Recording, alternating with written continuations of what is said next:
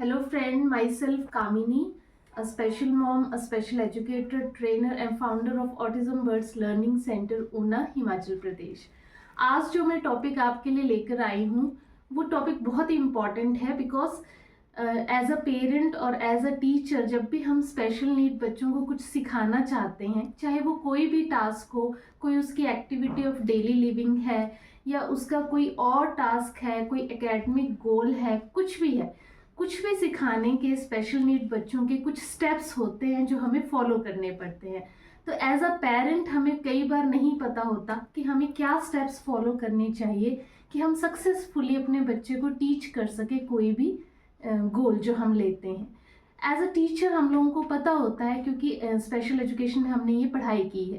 तो आज मैं आपके साथ शेयर करना चाहती हूँ बीइंग अ स्पेशल मॉम कुछ स्ट्रेटजीज, कुछ स्टेप्स जो आप फॉलो करो कोई भी टास्क अपने बच्चे को सिखाते समय। तो ज़्यादा टाइम वेस्ट नहीं करेंगे, हम टॉपिक में आएंगे। तो कोई भी काम, कोई भी गोल जो हम अपने बच्चे के लिए लेते हैं उसको सिखाने के कुछ स्टेप्स होते हैं और वो सबसे पहला स्टेप जो है उसको हम कहते हैं टास्क एनालिसिस। जो लिस्ट ऑफ स्टेप्स है वो आपके सामने है, इधर फॉलो नहीं।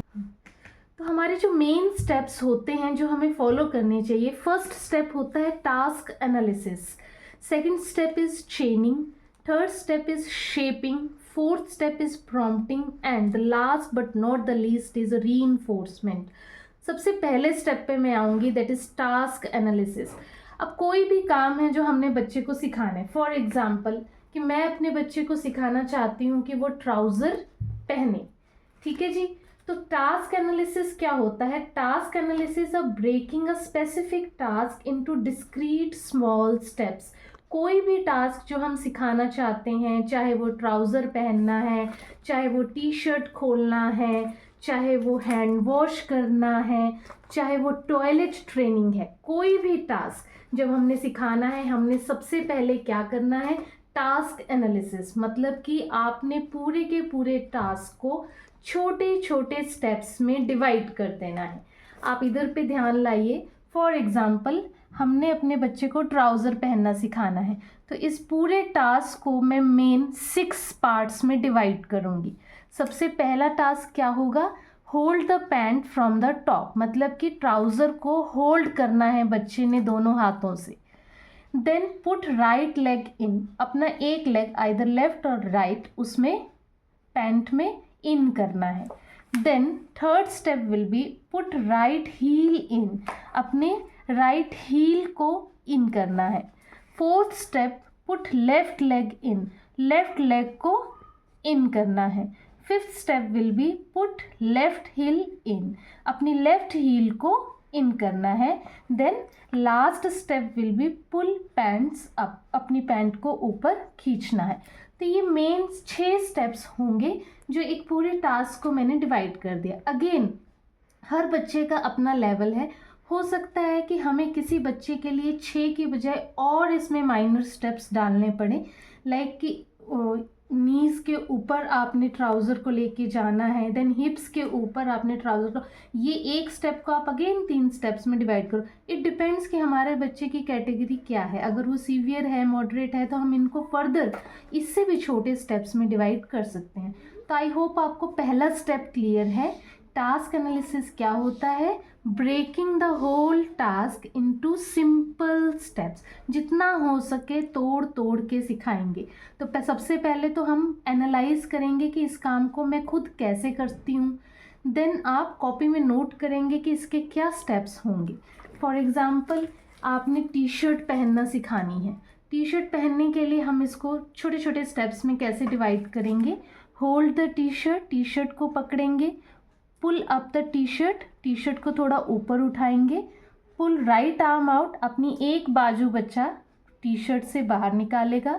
पुल left arm out, T shirt से बच्चा दूसरी बाजू बाहर निकालेगा। गेट द हेड आउट, और अपने सिर से टी शर्ट को उतारेगा।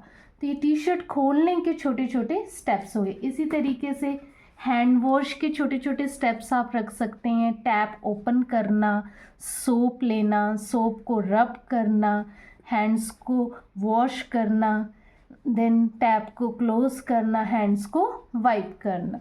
ओके जी।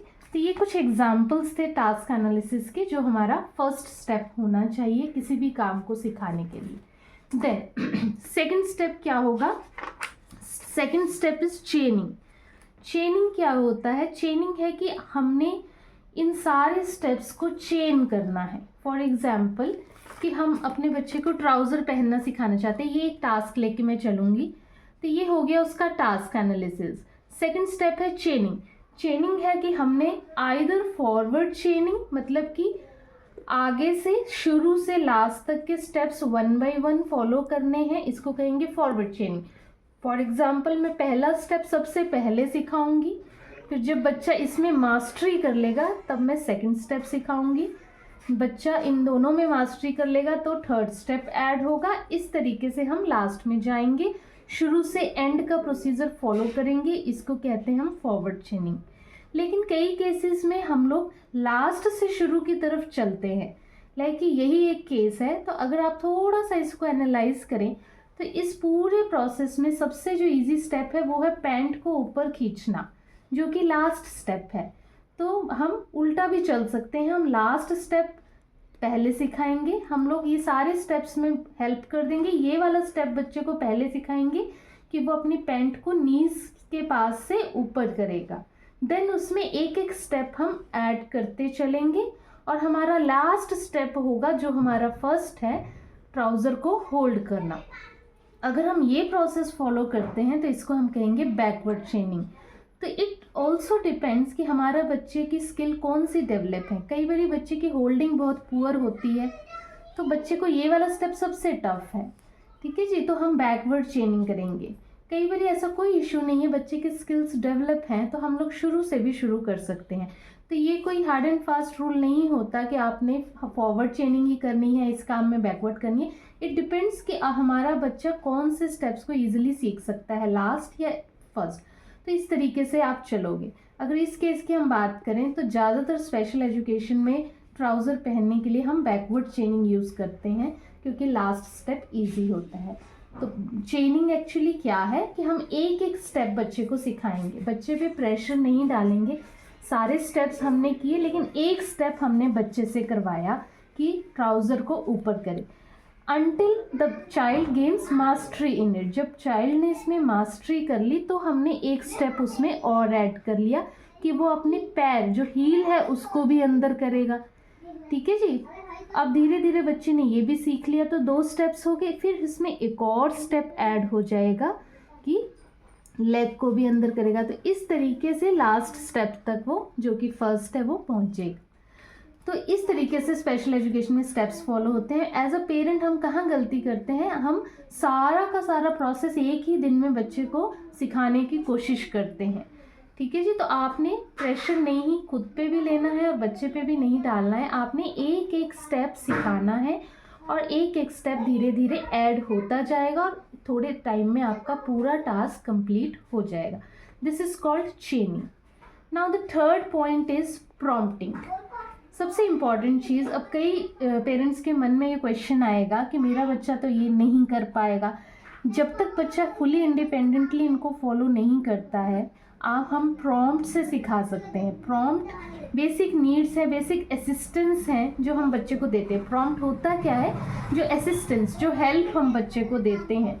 ये फिजिकल भी हो सकती है, फिजिकल प्रॉम्प्ट जिसको कहते हैं। फिजिकल प्रॉम्प्ट मतलब उसके हाथ के ऊपर आपने अपने हाथ रखे और उससे वो टास्क कंप्लीट करवाया, इसको कहते हैं फिजिकल प्रॉम्प्ट, कि मैं फिजिकल वे में उसको हेल्प कर रही हूँ। धीरे धीरे धीरे बच्चे को हमने पहले 100% प्रॉम्प्ट दिया, पूरा टास्क करवाया, फिर धीरे धीरे आपने अपने प्रॉम्प्ट को फेड करना है। फेड इन द सेंस कि जितना प्रॉम्प्ट आप शुरू में दे रहे थे, अब आपने अपने हाथों को थोड़ा थोड़ा पीछे लेके जाना है और बच्चा खुद से थोड़ा थोड़ा करे। It could be verbal prompt, कि आपको बोलना पड़ सकता है कि बेटा ऊपर करो, बेटा इसमें पैर डालो। इस तरीके के प्रॉम्प्ट को हम कहते हैं वर्बल प्रॉम्प्ट। हो सकता है कि आपका बच्चा फिजिकली तो इंडिपेंडेंट है, कर लेगा, लेकिन जब तक आप बोलेंगे तब तक वो नहीं करेगा। Third is modelling. Modelling means कि आप उसके सामने वो काम करके दिखाओ और वो उसे कैच कर लेगा। अगेन ये बच्चे के लेवल पे डिपेंड करता है कि उसको कौन सा प्रॉम्प्ट चाहिए।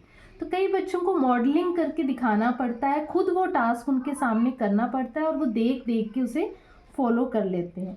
देन गेस्ट्रल, गेस्ट्रल मीन्स थोड़ा सा फेस एक्सप्रेशंस, थोड़ी सी पॉइंटिंग, इशारे उनको काफ़ी होते हैं समझने के लिए।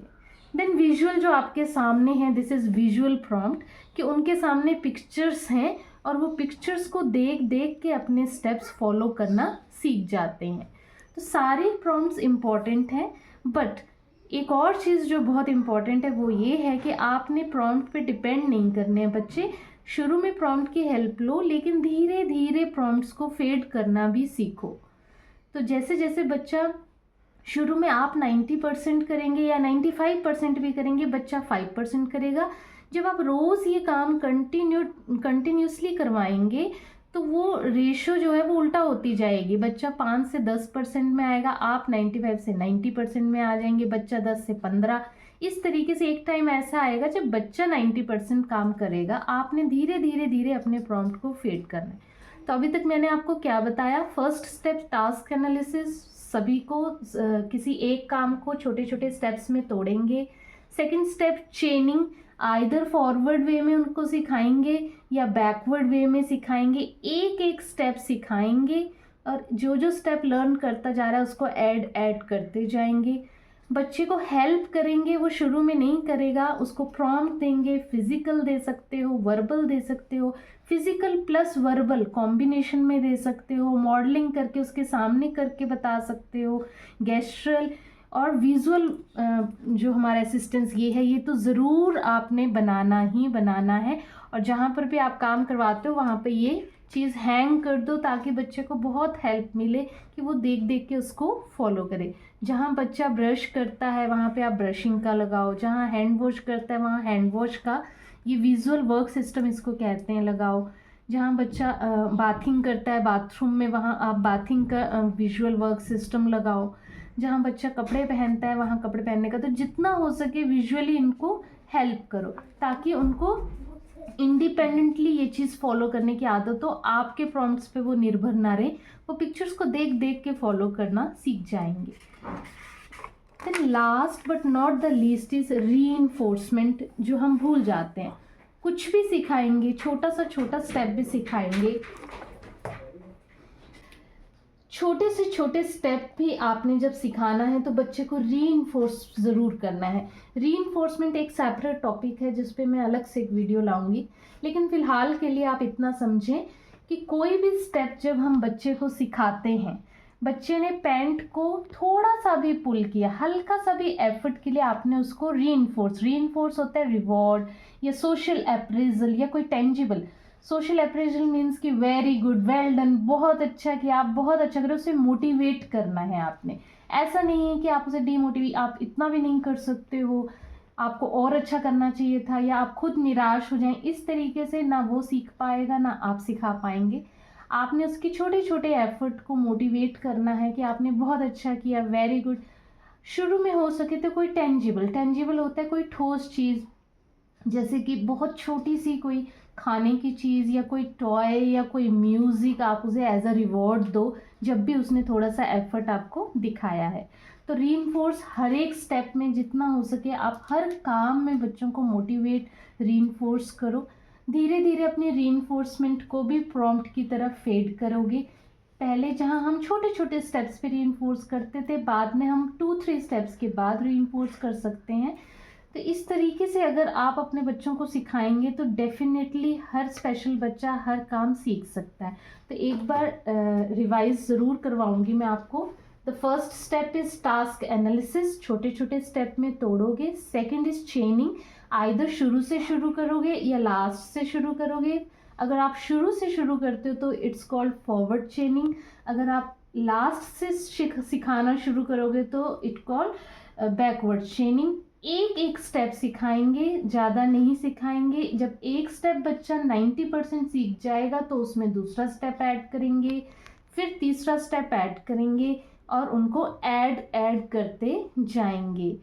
नेक्स्ट स्टेप इज़ प्रॉम्प्टिंग, जहाँ पर बच्चे को प्रॉम्प्ट की आवश्यकता लगती है। आप फिजिकल प्रॉम्प्ट दे सकते हैं, आप वर्बल प्रॉम्प्ट दे सकते हैं, आप ये विजुअल प्रॉम्प्ट दो ये ज़रूर दो। अगर बच्चे को ऑटिज़म है तो आप 99% उसकी नीड है कि विजुअल उसको असिस्टेंस चाहिए ही चाहिए, तो आप ये विजुअल सिस्टम ज़रूर अपने घर में जगह जगह लगाओ कि उसे हेल्प मिले, वो देखे, देख के फॉलो करे। Then last step is reinforcement, कि आप उसकी हर एक स्टेप, उसकी हर एक कोशिश को रीइंफोर्स करो, मोटिवेट करो। होप आप लोगों को क्लियर हुआ कि कोई भी चीज़ या कोई भी गोल, कोई भी टास्क जब स्पेशल नीड बच्चों को सिखाएं तो किस तरीके से सिखाएं।